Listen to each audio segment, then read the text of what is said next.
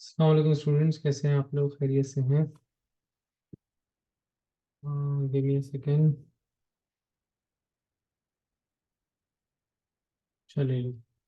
अच्छा, last class में हम लोगों ने कुछ प्रैक्टिस की थी अनसर्टेनिटीज की। ठीक है। अच्छा, आज की क्लास में will be covering up scalars and vectors. ठीक है। एंड मोस्ट प्रोबेबली ये टॉपिक भी हम एक्सटेंड करें to two classes, because one of the most important topic scalars and vectors हमारे पास रहता है।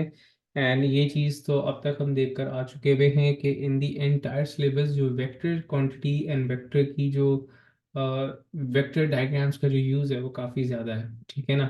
तकरीबन हर जगह पे आपके पास वेक्टर के कॉम्पोनेंट्स आ जाते हैं। ठीक है। तो जितनी भी सारी हमने क्वांटिटीज़ पढ़ी हैं, फोर्सेस हैं, मोमेंटम है, इन दी काइनेमैटिक्स मल्टीपल क्वांटिटीज़ हैं हमारे पास। ठीक है। फिर टर्निंग इफेक्ट के अंदर कॉम्पोनेंट्स देखे, वर्क एनर्जी पावर के अंदर कॉम्पोनेंट्स देखे। ठीक है। तो इस वजह से इस टॉपिक को एक एक एक इम्पोर्टेंस है। ठीक है ना, काफ़ी ज़्यादा। इनफैक्ट सिर्फ यहाँ भी नहीं, जब आप लोग इंशाल्लाह E2s के अंदर पहुँचते हैं तो वहाँ पे तकरीबन हर क्वांटिटी के हर चैप्टर के अंदर ही आपने कंपोनेंट्स को डील करना है। तो making the components of a vector quantity और रिजॉल्विंग इट और solving it by vector triangle, वो एक बिल्कुल नॉर्मल मैथमेटिकल प्रोसीजर से कंसिडर किया जाएगा आफ्टर दिस। ठीक है। तो इस वजह से इसको थोड़ा सा हम डिटेल ज़्यादा दे रहे हैं। ठीक है। बट सम रेगुलर डिटेल्स जो कि most probably most of you already know बहुत अच्छे से, but still will go through that. ठीक है। इन केस के वो कुछ भी मिस आउट ना हो। पास्ट पेपर्स अच्छे खासे लोग देख चुके हुए हैं and they must be familiar with the fact that examiner जो है वो बहुत ही बेसिक कॉन्सेप्ट्स के ऊपर भी क्वेश्चंस कर लेता है। ठीक है। सो टॉपिक टुडे इज वेक्टर्स। लेकिन वेक्टर समझने से पहले हमें ये समझना है कि हमारे पास जो क्वांटिटीज हैं वो, जैसे हमने एक क्वांटिटीज का डिवीजन किया था इन बेस एंड ड्राइव्ड। ठीक है। इसी तरह हमारे पास एक इनका डिवीजन है स्केलर। ठीक है। स्केलर कौन सी क्वांटिटीज हैं? Scalar are defined as the quantities which have only a numerical value and they do not require any direction. ठीक है। मतलब किसी भी डायरेक्शन की जरूरत नहीं होती। Mentioning them with numerical value, the magnitude along with a suitable unit is more than enough। ठीक है। सो आपके पास स्केलर क्वांटिटीज हैं कौन सी? The quantities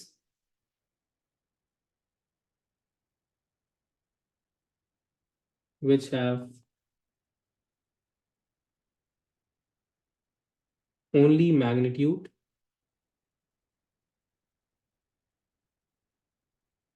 and no specific direction. ठीक है ना। तो ये बात मेडिशन लिख सकते हैं हम, मैं लिख नहीं रहा हूँ। ठीक है ना। What are the example? For example we have time, we have length. अच्छा, लेंथ एक ऐसी क्वांटिटी है जो कि वेक्टर्स एंड स्केलर्स दोनों के अंदर आ रही है। ठीक है। तो स्पेसिफिकली अगर मैं लेंथ को एज अ डिस्प्लेसमेंट मेंशन करूंगा, so that's a vector quantity. Length को एज अ डिस्टेंस मेंशन करूंगा, so that's a scalar quantity. ठीक है ना। तो इसको मैं स्पेसिफिकली डिस्टेंस लिखूंगा। We have distance, speed, work, energy, then we have power, pressure, and multiple more, like for example electrical current, voltage, electrical resistance, heat capacity, specific heat capacity। ये सारी जो क्वांटिटीज हैं हमारे पास, ये स्केलर क्वांटिटीज है। ठीक है। दो क्वांटिटीज मैंने कहा था जिसके ऊपर एक शक रहता है कि why they are vector quantity. एक है वर्क डन और दूसरा है प्रेशर। क्योंकि बाय फॉर्मूला जब हम इन दो चीज़ों को पढ़ते हैं ना, तो ये हमें अपेरेंटली वेक्टर क्वांटिटी लग रही होती है, but it's not a vector quantity. ठीक है। तो जब हम इन चीज़ों को वैसे क्लास के अंदर पढ़ चुके हुए हैं, तो जब हमने इन क्वांटिटीज़ को पढ़ा था, यहाँ पे हम रिव्यू ज़रूर करेंगे इसको। तो जब हमने इन क्वांटिटीज़ को पढ़ा था तो हमने कॉन्सेप्चुअली इस बात को डिटेल में डिस्कस किया था कि वर्क और प्रेशर खुद जो है वो स्केलर क्वांटिटी क्यों है। ठीक है। तो वो टॉपिक्स डेफिनेटली मैं इन रिवीजन क्लासेस के अंदर भी कवर अप करवा रहा हूँ। सही है। तो वो पॉइंट दोबारा यहाँ पर आ जाएगा। ठीक है। अच्छा, other quantities are the vector quantities and वो हमारा मेन टारगेट है आज का। वेक्टर क्वांटिटीज कौन सी है? The quantities which have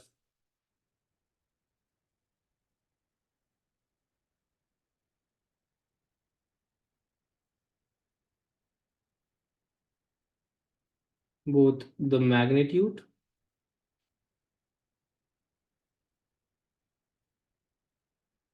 and specific direction।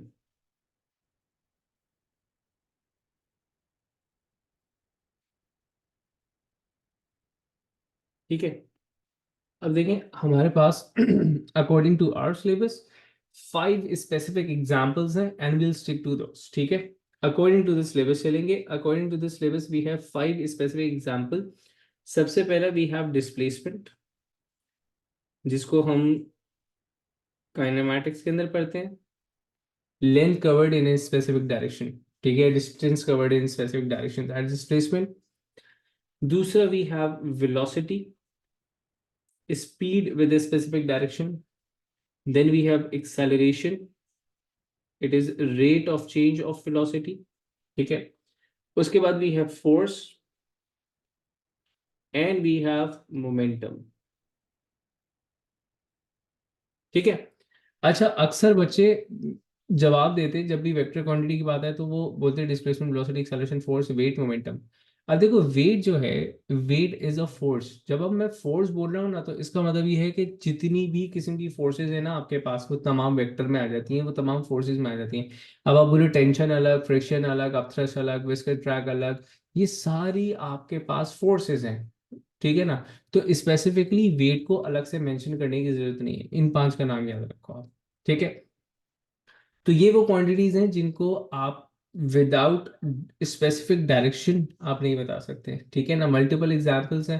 For example displacement की बात करेंगे तो हम ये बताएंगे जनाब कितने मीटर्स की डिस्प्लेसमेंट है and at what specific direction. ठीक है, अब देखें ये जो हमने सारी चीजें लिखी है ना, ये एक्चुअली वेक्टर क्वांटिटी है। ये एक कॉन्सेप्चुअल बात है जिसपे क्लास में बात हुई थी, दोबारा देखते हैं। देखिए ये जो displacement, velocity, acceleration, force, momentum मैं लिख रहा हूँ ना, दीज आर वेक्टर क्वांटिटीज जिनको हम मेजर या कैलकुलेट करते हैं। वेक्टर किसे कहते हैं?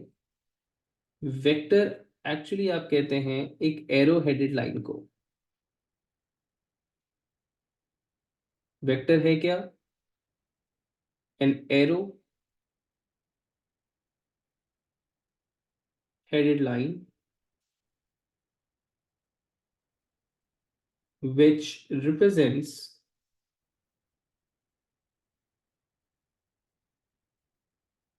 a vector quantity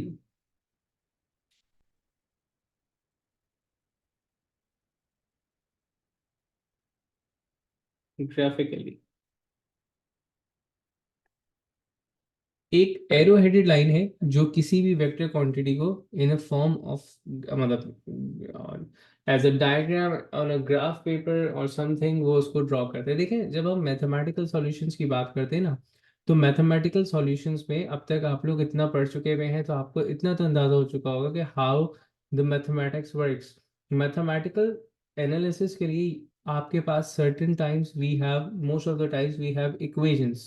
ठीक है, we have mathematics, we have equations, multiple forms of equations and हम उसको सॉल्व करते हैं। और फिर आपने एक चीज और रियलाइज करनी है कि मैथमेटिकल एनालिसिस का एक पार्ट ग्राफिकल एनालिसिस भी है, जहाँ पे हम ग्राफ्स बनाते हैं। जैसे काइनेमैटिक्स के ग्राफ्स हम बनाते हैं, जैसे वेव्स के हम ग्राफ्स बनाते हैं, मल्टीपल चीज़ों की वेरिएशन के ग्राफ बनाते हैं, लीनियर नॉन लीनियर। बेसिकली वो है क्या? वो मैथमेटिकल एनालिसिस ही तो है। ठीक है ना, दो क्वांटिटीज के दरमियान रिलेशन चेक करना।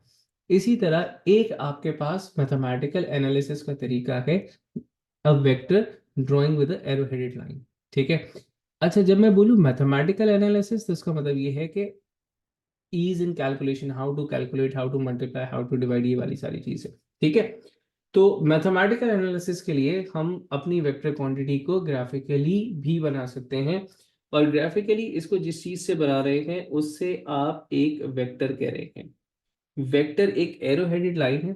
ठीक है, जहां पे आपके पास arrow could be drawn at the edge, arrow could be drawn right in the centre of a vector. ठीक है, दोनों तरीके आपके पास वैलिड हैं, दोनों तरीके हम यूज करते हैं।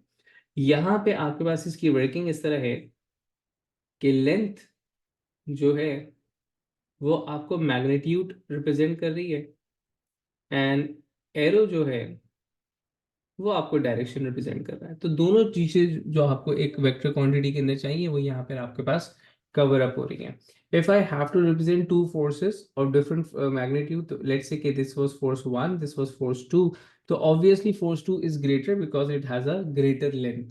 ठीक है, और लेंथ के बेसिस के ऊपर रखते ही बहुत सारे एमसीक्यूज वहां पर वो आ जाते हैं। ठीक है, बहुत इंपॉर्टेंट चीज जो है वो है इसकी डायरेक्शन। इस पे बहुत सिंपल सी चीज है, लेकिन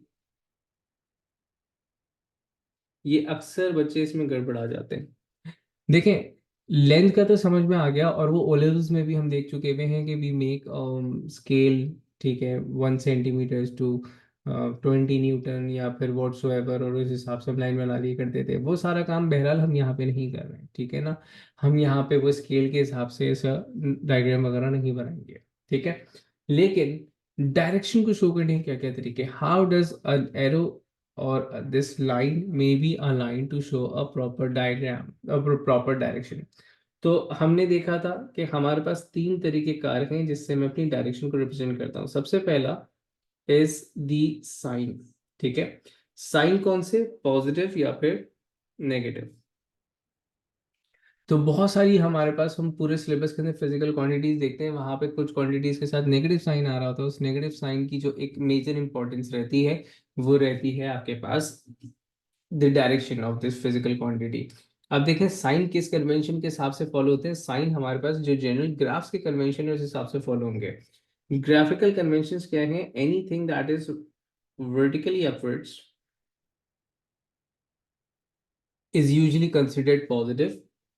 Anything which is vertically downward is considered to be negative. For example, any object thrown upwards, तो उसकी वेलोसिटी की डायरेक्शन ऊपर है ना, तो वेलोसिटी पॉजिटिव, लेकिन उस पर ग्रेविटेशनल एक्सेलरेशन डाउनवर्ड एक्ट करिए तो ग्रेविटेशनल एक्सेलरेशन नेगेटिव हो गई आपके पास। ठीक है, इसी तरह any object which is moving towards right consider to be positive, and something acting towards left consider to be negative.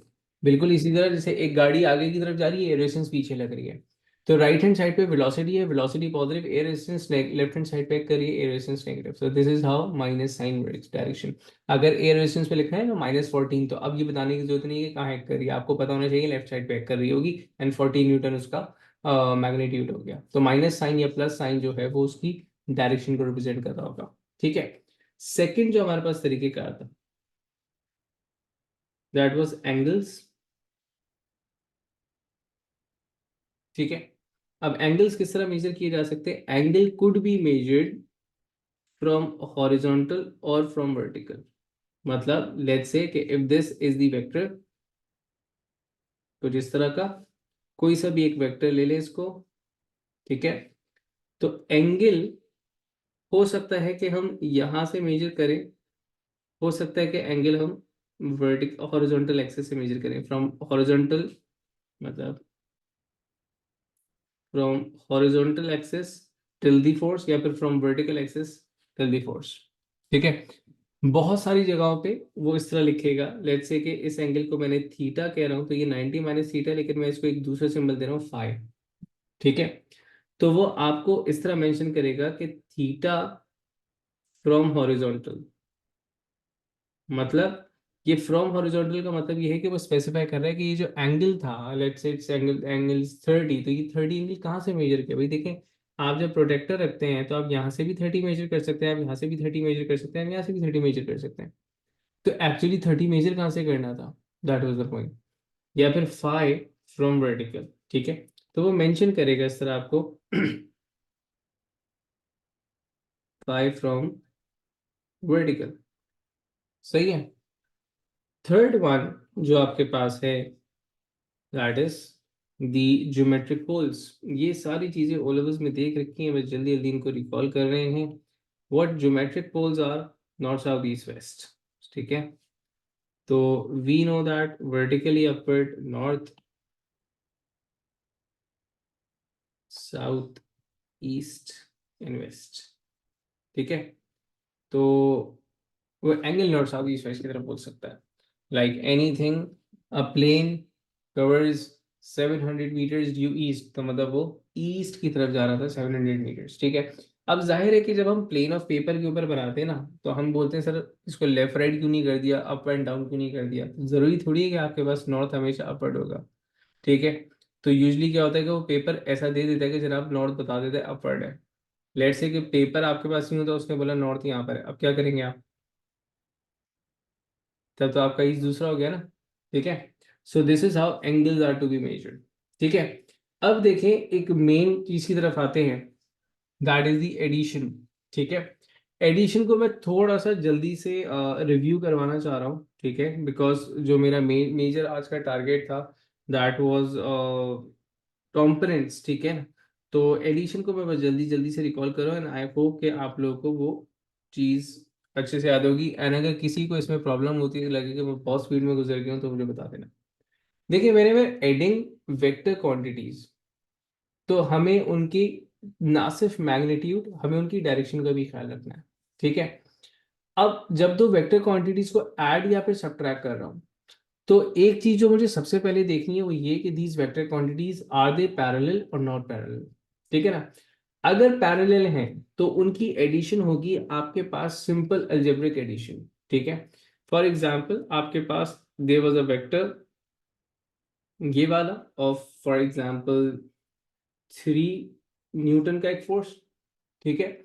और एक दूसरा वेक्टर था फॉर एग्जांपल ये वाला 4 न्यूटन की एक फोर्स, और इन दोनों को ऐड करना था। पैरेलल है दोनों सेम डायरेक्शन में, ठीक है। तो अब आपके पास जो इनका रिजल्टेंट होगा that would be 3 + 4 and 7, and +7 आ रहा है, तो इसका मतलब है कि डायरेक्शन इसकी पॉजिटिव ही होगी, एंड लेंथ जो होगी वो इन दोनों की जो कंबाइंड थी लेंथ वो इस तरह बन जाएगी, ठीक है। लाइक मेरी डायग्राम के हिसाब से यहाँ पे 3 बॉक्सेस थे, यहाँ पे 4 बॉक्सेस थे, इसलिए मैंने इस हिसाब से उसको ले लिया था, ठीक है। तो अब यहाँ पे जो भी रीडिंग होगी वो 7 बॉक्सेस के हिसाब से आपके पास बन रही होगी, ठीक है।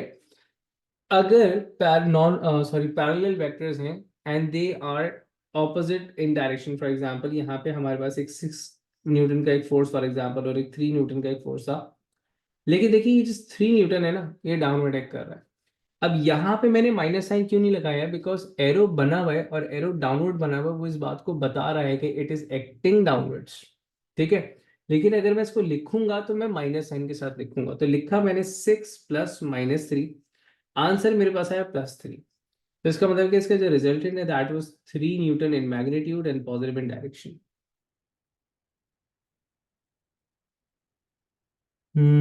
यस ये एएस का ही है। अच्छा मैं आपको एक बड़ी जेन्युइन सी बात बताऊं कि ये जो आपके पास एडिशन ऑफ वेक्टर्स है ना, जिसमें इस वक्त जो जो मैं आपको पैरेलल वेक्टर्स करवा रहा हूँ, ठीक है। तो जब भी हम क्लास में कर रहे होते हैं ना, तो ये ऐसा लगता है यार ये तो बहुत ही कोई सिंपल सी चीज़ है, मतलब ये एएस में क्यों रिकॉल कर रहे हैं या इस पे क्यों टाइम लगा रहे हैं। और मैं आपको फिर एक और बात बताता हूँ, इसके क्वेश्चंस आपको कहाँ मिलेंगे, ठीक है, नोट इट डाउन। इसके क्वेश्चंस आपको मिलेंगे चैप्टर फोर्सेस के अंदर, जहां पे वो आपसे एक ऑब्जेक्ट पे लगने वाली फोर्सेस कंपेयर करवा रहा होगा। अब मैं क्वेश्चन की एग्जांपल देता हूँ, हो सकता है आप लोगों ने बल्कि डेफिनेटली देखे हैं और कुछ ने तो मेरे साथ ही देखे हैं, कि जनाब अगर आपके पास एक ऑब्जेक्ट है, उस ऑब्जेक्ट को दे रखा हुआ, ठीक है, उसने बोला ये ऑब्जेक्ट है और ये एयर में यूनिफॉर्म वेलोसिटी के साथ ट्रैवल कर रहा है, ठीक है। और उसके ऊपर जो फोर्सेस एक्ट कर रही हैं जनाब, एक है अपथ्रस्ट, एक है विस्कस ड्रैग, एक है आपके पास वेट, और उसने बोला कि इसमें से करेक्ट डायग्राम बता दो। तो यहाँ पर कंफ्यूजन ये होती है कि करेक्ट डायग्राम सारी एक जैसी हैं। ओ ओके, अच्छा, चले, माय बैड। तो सारी डायग्राम्स एक जैसी हैं, तो वहां पे एग्जामिनर आपसे पता है क्या चेक कर रहा होता है। एग्जामिनर ये चेक कर रहा होता है कि आपको पता होना चाहिए कि एयर में viscous drag is always greater than the upthrust, तो उसका एरो बड़ा होना चाहिए था, इसका एरो बहुत छोटा होना चाहिए था। एंड अगर ये यूनिफॉर्म वेलोसिटी के साथ चल रहे थे, तो इसका मतलब है कि इन दोनों का जो सम है वो इसकी लेंथ के बराबर होना चाहिए। तो एग्जैक्टली वो ये वाला कॉन्सेप्ट है। आई बात समझ में। सो this is how it works, ठीक है, तो अब ये जो मैं पढ़ा रहा हूँ इसका ऐसा तो कोई सवाल पास पेपर के अंदर नहीं नजर आएगा ना कि जनाब 3 न्यूटन प्लस 4 न्यूटन बता दो 7 न्यूटन का कहाँ कर रहा होगा। तो ऐसा सवाल नहीं मिलेगा, लेकिन ये सवाल कहाँ मिलेंगे, वो इस टाइप के क्वेश्चंस में आपको मिल रहे होंगे। ठीक है, चले, आई होप ये तो चीज क्लियर होगी। Second is non parallel vectors. अब इसमें से फिर से एक पॉइंट में जो आप लोगों को रिकॉल करवाना है, and I jump on towards the most important thing, that is resolution of vectors. ठीक है, नॉन पैरेलल वेक्टर्स क्या होते थे, when vectors that act towards in acts in different directions. ठीक है ना, मतलब पैरेलल नहीं है एक दूसरे से, डिफरेंट एक्सिस के ऊपर एक्ट कर रहे हैं। ठीक है, तो वहां पे आप लोग ओ लेवल्स में से कहते थे कि हम head to tail method use करेंगे। ठीक है, अब हेड टू टेल मेथड क्या था, कि फॉर एग्जाम्पल आपके पास there was a vector in this direction and similarly another vector in this direction। ठीक है, अब हमें करना था इन दो वेक्टर्स को ऐड। फॉर एग्जाम्पल मैंने कहा कि this vector is A and this vector is B, and we were supposed to find out as vector c which was a plus b। ठीक है, अब इसकी एडिशन किस तरह करूंगा, हमें याद होगा कि हमने पहला स्टेप हमारा होता था कि ज्वाइन दी वेक्टर्स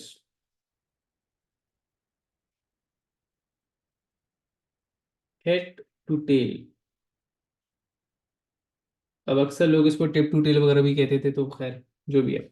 अब इसमें हेड और टू टेल क्या है बेटा, this is the head, this is the tail, ये टेल हो गई, ये हेड हो गया।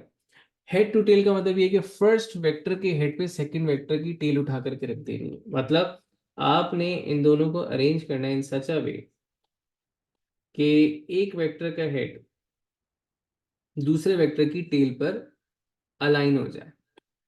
वो कैसे होगा बेटा, वेक्टर ए के हेड पे वेक्टर बी की टेल उठा करके रख दी मैंने। सही है, अच्छा, सेकंड स्टेप क्या होता था, यहां पर ये आपके पास अलाइन हो गए हैं, अब आपने करना था इनको, इनका रिजल्टेंट निकालना था। अब देखें जो रिजल्टेंट वेक्टर होगा, रिजल्टेंट वेक्टर आपके पास starts from tail of the first vector and ends to the head of the last vector. Head of the last vector is over here. तो मैं एक दफा लिख दूं इस पॉइंट को कि रिजल्टेंट वेक्टर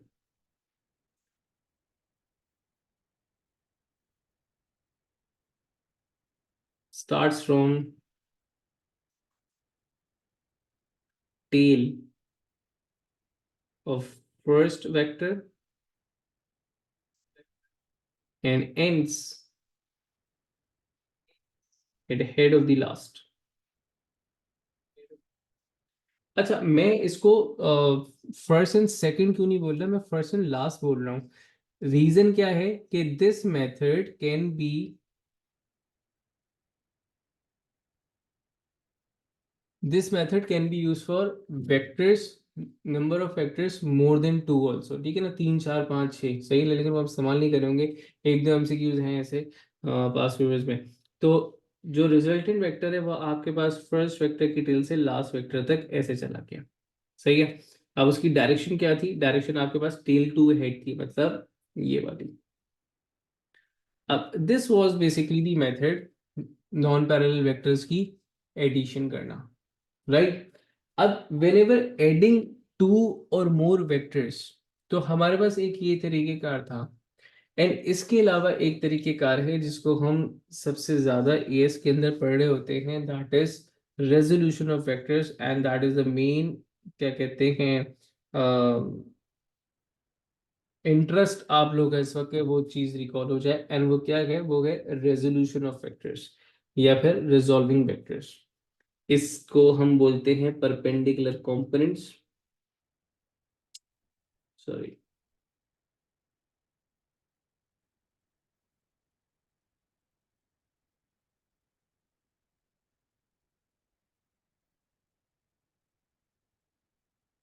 अच्छा, एक चीज मैं यहाँ पे मेंशन कर दूं, कि डेफिनेटली हम यहाँ पे जो चीज़ों को हैं वो थोड़े से स्पीड में लेकर के चल रहे हैं, ठीक है ना, as in a form of समझ लो जो क्रैश कोर्स टाइप की चीज़ें होती है ना उसमें। तो अगर आपको कोई बहुत माइन्यूट डिटेल कभी ऐसी लगे कि यार ये तो मैं भूल गया हूँ, मुझे नहीं याद है, तो आपने मुझे बता देनी है, ठीक है ना, उसमें घबराना नहीं है, शर्माना नहीं है। तो वो आपने आपके जो मैसेजेस हैं वो सिर्फ मैं ही देख पा रहा हूँ, ठीक है ना, तो आपने बिल्कुल भी नहीं शर्माना। आपने बता देना है कि सर ये चीज़ एक दफ़ा आप खुल करके समझा दें, तो मैं खुल करके समझा दूंगा इंशाल्लाह। ठीक है, so it's your paper, it's your grade, कोई भी पेज अनटर्न नहीं छोड़ना, ठीक है। चले, रेजोल्यूशन ऑफ वेक्टर्स का कॉन्सेप्ट क्या है पहले एक और से सुनिएगा। देखें, हमने हर चीज को with respect to axis deal कर रखा हुआ था, ठीक है। With respect to axis deal करने से मुराद ये है डायमेंशंस के हिसाब से, मतलब वर्टिकल एंड हॉरिजॉन्टल एक्सिस के हिसाब से। तो कहीं पर हम ये ना भी बनाए, तो अगर मैं दीवार की बात करूंगा तो मैं बोलूंगा जनाब ये वाई एक्सिस है, अगर मैं फ्लोर की बात करूंगा तो बोलूंगा जनाब ये एक्स एक्सिस है, और मैं लेंथ की बात बोलूंगा तो बोलूंगा ये जी एक्सिस है, ठीक है। तो yes I will. Abdullah, these are vector triangles, ठीक है, यही वेक्टर ट्रायंगल्स होते हैं, ट्रायंगल बना हुआ है तो यही है। अच्छा चलो मैं तो बता देता हूँ। बेसिकली बेटा पॉइंट ये था कि ये जो हेड टू टेल मेथड है ना, इसको examiner, actually head to tail procedure है, मेथड नहीं है।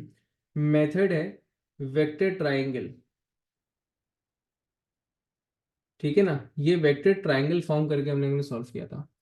तो वो एग्जामिनर एक वर्ड यूज करता है बाय यूजिंग वेक्टर ट्रायंगल और रेजोल्यूशन, ठीक है। तो जब पेपर 2 की हम प्रैक्टिस कर रहे होंगे ना, तो उसके अंदर इन दो वर्ड्स का मैं सिग्निफिकेंस बताऊंगा कि what does the examiner means by this, ठीक है। चले, तो जैसे कि मैंने कहा कि फॉर एग्जांपल हम हर चीज को एक्सिस के रिस्पेक्ट से देखते हैं, चाहे हम एक्सिस बनाए नहीं बनाए, ठीक है। अब लेट्स से कि मेरे पास एक वेक्टर है, और वो वेक्टर आपके पास एक सर्टेन एंगल पे था, ठीक है, और वो ये वेक्टर की डायरेक्शन कुछ इस तरह जा रही थी। इस वेक्टर को मैं नाम दे देता हूं लेट्स से एफ का, फोर्स वेक्टर, ठीक है। अब इस वेक्टर ने इस पॉइंट से स्टार्ट लिया था एंड इस पॉइंट पर इसने खत्म किया था, ठीक है। तो इसकी जो बेसिकली जो इफेक्ट था, it goes from here till here, ठीक है, एट एन एंगल। तो इस वेक्टर का एक प्रोजेक्शन होगा, वो प्रोजेक्शन होगा वर्टिकल एक्सिस के ऊपर, और एक प्रोजेक्शन उसका होगा हॉरिजॉन्टल एक्सिस के ऊपर, ठीक है। मतलब मैं ये कहता, प्रोजेक्शन से मुराद मैं कहना चाह रहा हूं कि इस वेक्टर का एक इफेक्ट होगा जो कि सिर्फ वर्टिकल एक्सिस के ऊपर है, जिसे मैं बोलूंगा एफ वाई, ठीक है। और एक इसका इफेक्ट होगा सिर्फ हॉरिजॉन्टल एक्सिस पे, जिसको मैंने एफ एक्स कहा। ये F X and F Y इसके दो कॉम्पोनेंट्स कहलाते हैं। इन्हें हम परपेंडिकुलर कॉम्पोनेंट्स क्यों बोलते हैं? क्योंकि लाजमी तौर पे इनके दरमियान का जो एंगल होगा that will always be a 90 degree angle. क्या मतलब है प्रोजेक्शन का? मतलब ये कि अगर ऑब्जेक्ट यहां से यहां जा रहा है, तो इस फोर्स का एक सर्टेन पार्ट होगा जो कि ऑब्जेक्ट को इधर धकेल रहा होगा, और इसी ऑब्जेक्ट का एक सर्टेन पार्ट होगा जो ऑब्जेक्ट को ऊपर की तरफ लेके जा रहा होगा। तो बेसिकली ये F X and F Y are the effective vectors in X and Y direction. कि एक फोर्स एफ था ना, इसका वाई इफेक्टिव वेक्टर कितना बड़ा है एंड इसका एक्स इफेक्टिव वेक्टर कितना बड़ा है। These are referred as components. Now what these components depend upon? These components depend upon एक बात, the force F, definitely जितना बड़ा वो साइज होगा उतना ही बड़े उसके components भी होंगे। दूसरा, these components depend upon the angles. अब एंगल कौन से होंगे? वो एंगल ये वाला भी हो सकता है, थीटा, और वो एंगल ये वाला भी हो सकता है। Let's say this would be 90 minus theta, लेकिन मैं इसको 90 माइनस थीटा नहीं लिख रहा, मैं इसको फाई लिख रहा हूँ। फाई जस्ट लाइक थीटा एक और आपके पास वेरिएबल है, ठीक है। अब अगर आप गौर से देखो तो आपके पास ये F X F Y and F एक राइट एंगल ट्रायंगल बन गया है। और अगर मैं इनके मैग्नीट्यूड का रेशियो निकालूं, मैग्नीट्यूड का रिलेशन निकालूं, तो वो रिलेशन मेरे पास ये बनेगा कि जनाब एफ का जो स्क्वायर है वो बराबर होगा एफ वाई का स्क्वायर प्लस एफ एक्स का स्क्वायर, ठीक है। पाइथागोरस थ्योरम ऐसे ही है, राइट एंगल ट्रायंगल के ऊपर लगता है।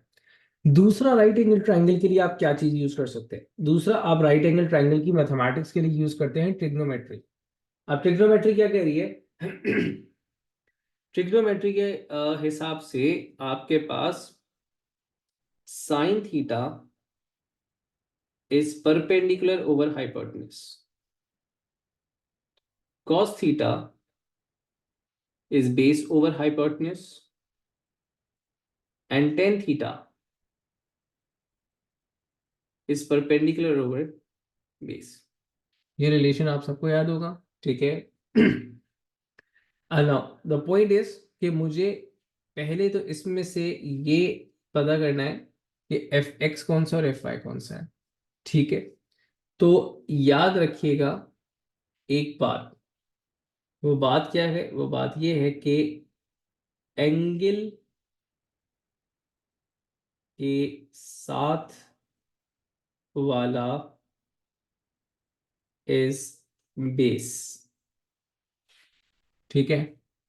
दूसरा, एंगल के सामने वाला इज परपेंडिकुलर, ठीक है। अब अगर एंगल मेरे पास है थीटा, तो थीटा के साथ वाला एफ एक्स बेस हुआ, और थीटा के सामने वाला एफ वाई परपेंडिकुलर हो जाएगा, ठीक है। अगर मैं एंगल कंसिडर कर रहा हूं फाई, लेट्स से कि अगर ये एंगल था 60, मैंने कहा नहीं है भाई ये वाला एंगल लूंगा मैं, तो मर्जी है मेरी, मैं कर सकता हूँ इस तरह सॉल्व, ठीक है। तो उस हिसाब से कन्वेंशन चेंज हो जाएंगे सिर्फ। थीटा के साथ वाला एफ वाई वो हो जाएगा बेस, और थीटा के सामने वाला एफ एक्स हो जाएगा परपेंडिकुलर, ठीक है। क्या इससे कैलकुलेशन पे कोई फर्क पड़ेगा? नहीं। क्या इससे आंसर पे कोई फर्क पड़ेगा? नहीं। किस चीज का ख्याल रखना है? प्रॉपर रिलेशन का, कि कहाँ पे कॉस लगाना है, कहाँ पे साइन लगाना है, कौन सा परपेंडिकुलर है, कौन सा हाइपोटेन्यूज है, इसका बस आपने ध्यान रखना है। अब आप एंगल कोई सा भी कंसीडर करोगे, आप रिलेशन लगाओगे, उसी हिसाब से आपके आंसर पे कोई फर्क नहीं पड़ेगा। जो आंसर मेरा आ रहा है वही आंसर आपके पास भी आना चाहिए, ठीक है। अब किस तरह सॉल्व करते हैं? फॉर एग्जाम्पल अगर मैं थीटा के रिस्पेक्ट से सॉल्व कर रहा हूँ विद रिस्पेक्ट टू थीटा, ठीक है, तो मेरे पास एफ एक्स हो गया था बेस, ठीक है। ऐसा रिलेशन, अब जाहिर है कि मैं अगर एफ एक्स की वैल्यू निकाल रहा हूं तो विद रिस्पेक्ट टू एफ ही निकालूंगा। तो ये हो गया था बेस, ये है हाइपोटेनस, तो the relation that relates base and hypotenuse is cos theta, ठीक है। तो मैं सीधा सीधा यहाँ पे लिखूंगा for F X cosine theta is equals to F X over F, या मैं ये भी कह सकता हूँ कि एफ एक्स जो है वो आपके पास हो जाएगा एफ कॉस थीटा। अगर इसी चीज को मैं एफ वाई के लिए निकालूं, तो एफ वाई के लिए I will be using sine theta. Sine theta मेरे पास हो जाएगा एफ वाई ओवर एफ, या फिर मैं एफ वाई की वैल्यू बोलूंगा कि ये साइन एफ साइन थीटा है। तो इसलिए इनको साइन इन कोसाइन कॉम्पोनेंट भी बोलेंगे, मतलब मैं ये बोल सकता हूँ कि ये साइन कॉम्पोनेंट है, कोसाइन कॉम्पोनेंट है। लेकिन क्या होता है कि मोस्टली जो हमारे पास एग्जांपल्स आती है ना, उसमें एंगल हॉरिजॉन्टल से लिया जाता है, ये परपेंडिकुलर, ये बेस बनता है, तो ये साइन और ये कोसाइन होता है। तो बच्चों को एक रट्टा लग जाता है कि जनाब जो नीचे है ना वो कॉस, जो सीधा है वो साइन, हमेशा ऐसा नहीं होगा। बहुत सारी एग्जांपल्स हमने सॉल्व की थी जहां पर ये आपके पास बेस बनेगा, कोसाइन कॉम्पोनेंट बनेगा, एंड ये आपके पास साइन कॉम्पोनेंट बनेगा, ठीक है। चले, अगर मैं on the other hand with respect to five बात करूंगा, तो आपके पास कन्वेंशन चेंज रहेंगे। मैं बस डायरेक्टली वैल्यूज लिख रहा हूं, तो with respect to five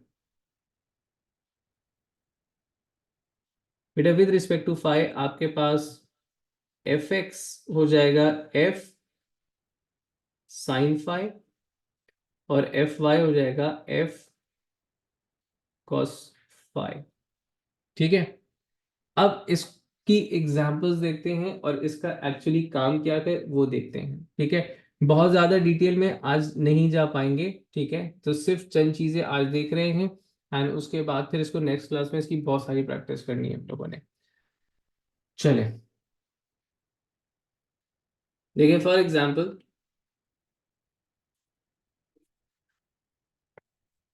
give me 2 minutes, 2 minute दीजिएगा।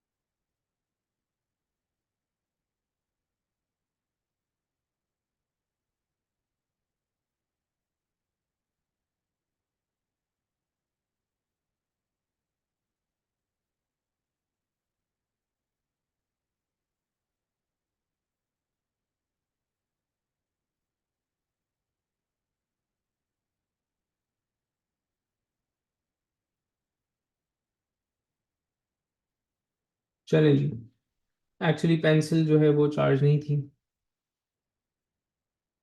लास्ट स्लाइड कौन सी, ये वाली है? मतलब ये उसी का एक थोड़ा सा तरीके का वर्जन है, और मैं आप लोगों को जो सेंड करूंगा ये वाली स्लाइड दूंगा। हाँ श्योर रहो आप। ठीक है, अच्छा मैं जो आपको वो तो क्योंकि मैं अभी इसलिए लिख करके बता रहा था ताकि चीज़ें मेमोराइज हो जाएं, जो मैं आपको स्लाइड सेंड करूंगा वो ये वाली होगी, जिसको थोड़ा सा तमीज से किया था मैंने। अब देखें, जल्दी जल्दी से एग्जांपल देखते हैं। ठीक है, आ, अच्छा मैं जब स्लाइड्स दूंगा तो डेफिनेटली इसमें कुछ डायरेक्ट एग्जांपल्स भी हैं, तो आप लोगों से गो थ्रू करके जो है वो क्या कहते हैं आगे एग्जांपल सॉल्व कर सकते हैं। No I can not say that, not say this. ठीक है, अच्छा खैर बहरहाल, अच्छा गौर से सुनिएगा। एक 100 न्यूटन का फोर्स आपको दिखा रखा हुआ है एट एन एंगल ऑफ 30। हमने इसके कॉम्पोनेंट्स निकालने हैं। ठीक है, एंगल 30 है, 30 के हिसाब से जो इसका एक्स कॉम्पोनेंट होगा वो कोसाइन कॉम्पोनेंट बनेगा, वाई कॉम्पोनेंट जो है वो साइन होगा। अब एक नई बात ये है कि जो वाई कॉम्पोनेंट हम अब तक बनाते हुए आ रहे थे। अच्छा चलें, I will give him a surprise then once he join. ठीक है, Rohav, one of your friend is in my class and he wants me to say a very cute nickname he used to call you by. So I hope you remember now who is calling you. ठीक है, चलें। सो अच्छा, अब कमाल की बात ये है कि जो y को हम बनाते थे वो y को ऐसी पोजीशन पे बनाते थे कि वो x मतलब वो ट्रायंगल कंप्लीट करे। सो मैंने खास तौर पे y को इधर बना दिया। अच्छा, okay Yusuf is aware of your presence over here.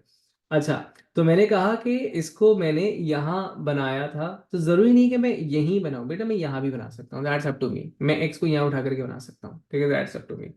तो क्योंकि ये एंगल के साथ वाला है, दिस इज कोसाइन कॉम्पोनेंट। अच्छा वाई यहाँ था, एंगल के सामने वाला, इसको मैंने एक्चुअली यहाँ बना रखा हुआ है, तो कोई फर्क नहीं पड़ता, तो वो साइन कॉम्पोनेंट हुआ आपके पास। 100 cosine 30 becomes 86.6, 100 sin 30 becomes 50। तो इसका मतलब ये है कि ये जो फोर्स है, इसका जो वर्टिकल इफेक्ट है दैट इज, सॉरी, इसका जो हॉरिजॉन्टल इफेक्ट है दैट इज 86.6।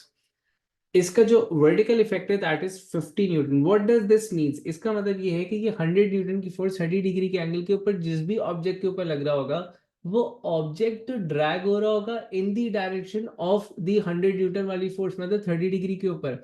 मतलब उसको जो हॉरिजॉन्टल ड्रैग फोर्स मिल रही होगी that would be 86.6। Horizontal drag जो वो फील कर रहा होगा वो 86 होगी, 100 नहीं होगी। ठीक है। एंड वर्टिकल ट्रैक जो वो फील कर रहा होगा वो कर रहा होगा 50 न्यूटन की।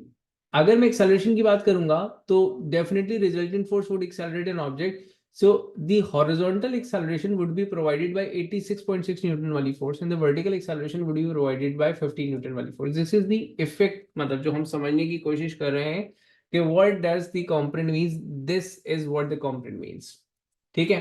ये सिमिलरली दूसरी एग्जांपल देखें, आपके पास लिखा है a car covers 600 meters at an angle of 40 from horizontal, find displacement in vertical and horizontal component। 600 metre जो था उसका रिजल्टेंट डिस्प्लेसमेंट था, 40 डिग्री का एंगल था। हमने अगेन वही कन्वेंशन हैं एक्स एंड वाई के। 600 कॉस 40, एक्स कॉम्पोनेंट निकला 459.6। ठीक है। 600 साइन 40, 385.7 वर्टिकल कॉम्पोनेंट निकला आपके पास। इस बात का मतलब ये है, इस बात का मतलब ये है कि अपने स्टार्टिंग पॉइंट से वो एक्चुअली डायगनली गया था, लेकिन अपने स्टार्टिंग पॉइंट से जो उसका हॉरिजॉन्टल मूवमेंट हुआ है वो 459.6 का हुआ था, और अपने स्टार्टिंग पॉइंट से जो वर्टिकल मूवमेंट हुआ है वो 385.7 का हुआ है। आई बस समझ में? This is what components means. नहीं बेटा, फोर्स इक्वली डिवाइड नहीं होगी, ठीक है ना, यही एक्चुअली समझाने की कोशिश कर रहे हैं कि फोर्स इक्वली डिवाइड नहीं होगी। कंपोनेंट्स का अहम मकसद ये है, फोर्स कंपोनेंट्स में डिवाइड होगी the components that depends upon the value of the theta, angle theta. Equally कब डिवाइड हो सकती थी? Let's say the angle was 45, तो साइन 45 एंड कॉस 45। नहीं, ये सम नहीं है, ठीक है, आप समझ रही हैं? दिस इज नॉट द सम। देखो सम तो उस वक्त करते हैं ना मैं, अगर दोनों पैरेलल होते हैं। आप मुझे बताओ एक्स और वाई पैरेलल नहीं। अगर मुझे एक्स और वाई का रिजल्टेंट निकालना है, मैं एडिशन नहीं कर रहा, मैं रिजल्टेंट निकाल रहा हूं, मतलब मैं एल्जेब्रिकली ऐड नहीं कर रहा ना। एक्स और वाई का रिजल्टेंट निकालना है तो आप एक्स प्लस वाई करोगे या क्वाड्रेट या पाइथागोरस थ्योरम लगाओगे? डेफिनेटली आप पाइथागोरस थ्योरम लगाओगे। तो आप 86.6 एंड 50 को पाइथागोरस थ्योरम में डालो, you will get an answer 100। तो बेसिकली हम ऐड नहीं कर रहे हैं, हम यहाँ पर रिजल्टेंट निकाल रहे हैं। आ रही है बस समझ में? सो बेसिकली कंपोनेंट्स में ब्रेक करने का मतलब नहीं है दो इक्वल और अनइक्वल पार्ट्स या फिर एडिशन मतलब दो पार्ट्स हैं, नहीं, ये इनका इफेक्ट है। अल्टीमेटली तो वो रिजल्टेंट फोर्स से जा रहा है। सही है। ये बात को शायद कॉन्सेप्चुअली दिमाग में एकदम बिठाना मुझे नहीं लगता कि वो इतना आसान होगा, जब तक कि आप मल्टीपल ऑफ क्वेश्चंस की प्रैक्टिस करते हैं, यू गेट दी एसेंस। अच्छा भाई साहब ये बात हो रही थी, ठीक है, तो थोड़ा सा टाइम लगेगा। अब इस कॉन्सेप्ट को हम एडिशन में किस तरह इस्तेमाल करते हैं? ठीक है, एडिशन में हम इस तरह इस्तेमाल करते हैं। अच्छा, these are some more example questions, और उसके नीचे एक एक्सरसाइज भी थी जो कि हम लोगों ने क्लास में की भी थी। ठीक है, तो वो आप लोग करेंगे दोबारा, एंड सम ऑफ देम इसको दोबारा एम्प्टी करके मैं दूंगा। अब देखिए यहाँ पे एक फाइनल चीज समझ रहे हैं आज की, कि जो हम इसको इस्तेमाल करते हैं, मैंने कहा था कि एडिशन के दो तरीके थे। एडिशन का एक तरीका था आपके पास कि आप करेंगे क्या कहते हैं, वेक्टर ट्रायंगल, एंड दूसरा था रेजोल्यूशन। अब देखिए रेजोल्यूशन का क्या मतलब है। फॉर एग्जांपल एक पॉइंट पे हमारे पास 50 एंड 80 न्यूटन की दो फोर्सेज लग रही थी। 50 at an angle of 30 in this direction, 80 at an angle of 60 in this direction. ठीक है। इस जो भी ऑब्जेक्ट था उस ऑब्जेक्ट के ऊपर लगने वाली रिजल्टेंट फोर्स मुझे मालूम करनी थी। ठीक है। अब एक तरीके कार तो ये था कि मैं इन दोनों 50 और 80 को वेक्टर ट्रायंगल में कन्वर्ट करता एंड इस तरह करके एक रिजल्टेंट वेक्टर निकालता। ठीक है, तो वो तो एक अलग कहानी थी। ठीक है, लेकिन अगर मैं इस तरह करता भी हूँ तो मेरे पास आंसर थोड़ा सा गलत आ रहा है, बहरहाल खैर, because it is not drawn to scale तभी वो आंसर गलत आ रहा है, तो उसको इग्नोर करें उसके इफेक्ट को। एक तरीके कार ये है कि हम इसको रिजॉल्व करके करेंगे। अब रिजॉल्व करके कैसे करेंगे वो कौन से समझे। आपके पास जो फोर्स है वो एक 50 की है, एक 80 की है। आपने इसको इनके रिस्पेक्टिव कंपोनेंट्स में ब्रेक किया।